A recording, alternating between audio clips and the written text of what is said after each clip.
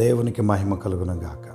ప్రియమైన సహోదరి సహోదరులారా, మన ప్రభువును రక్షకుడునైన యేసు ప్రభు వారి శ్రేష్టమైన నామములో మీకు అందరికీ శుభములు, వందనాలు తెలియజేస్తున్నాను. దేవుని మహాకృపను బట్టి మరొక రోజును దేవుడు మనకు అనుగ్రహించినందుకు దేవునికి స్తోత్రం. ఈరోజు దేవుని మాట ప్రసంగి గ్రంథం 7వ అధ్యాయం 13వ వచనం. దేవుని క్రియలను ధ్యానించుము.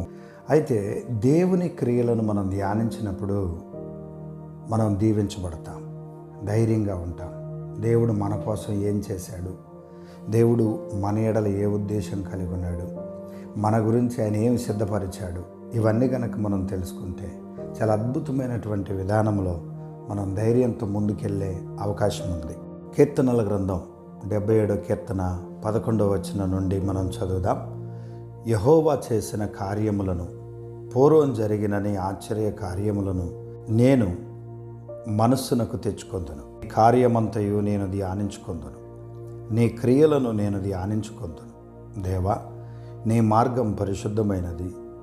దేవుని వంటి మహాదేవుడు ఎక్కడున్నాడు? ఆశ్చర్యక్రియలు జరిగించు దేవుడు నీవే.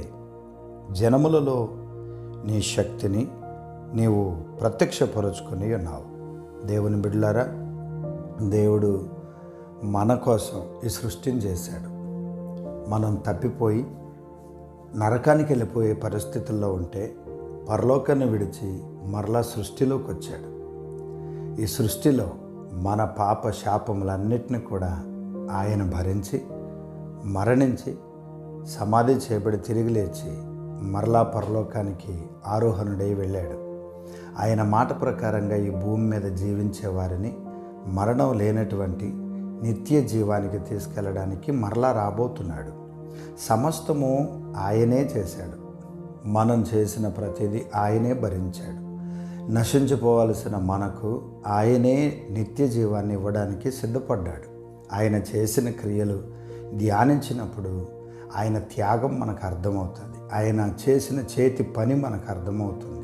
కనుక అంత గొప్ప దేవునిని ఆరాధించేటటువంటి మహత్తరమైన ఆ భాగ్యాన్ని దేవుడు మనకు దయచేసినందుకు దేవుని స్తుతిస్తూ, దేవుని కార్యాలను బట్టి 1 సృష్టి, 2 మనం, 3 శిలువ కార్యం, ఇన్ని త్యాగాలను ఆయన చేసిన ప్రతిదాన్ని ధ్యానించుకుంటూ మనం ధైర్యముతో ముందుకెళ్ళినప్పుడు దేవుని ఎడల విశ్వాసం పెరుగుతుంది.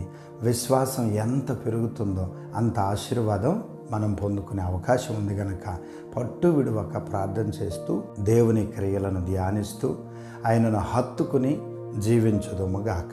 దేవుడు ఈరోజు ఈ మాటలు మన వినికిడిలో ఆశీర్వదించునుగాక.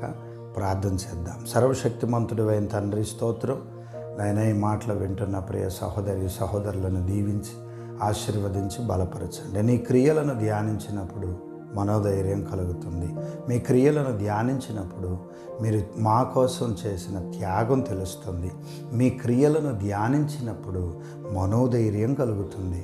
కనుక ప్రభువా, మీ క్రియలను ధ్యానిస్తూ ఆధ్యాత్మికంగా బలపరచబడుతూ ముందుకెళ్ళడానికి సహాయం చేయమని ప్రార్థన చేస్తున్నాం.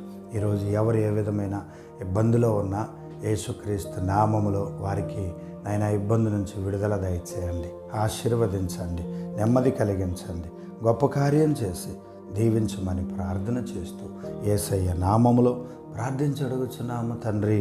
Amen, amen.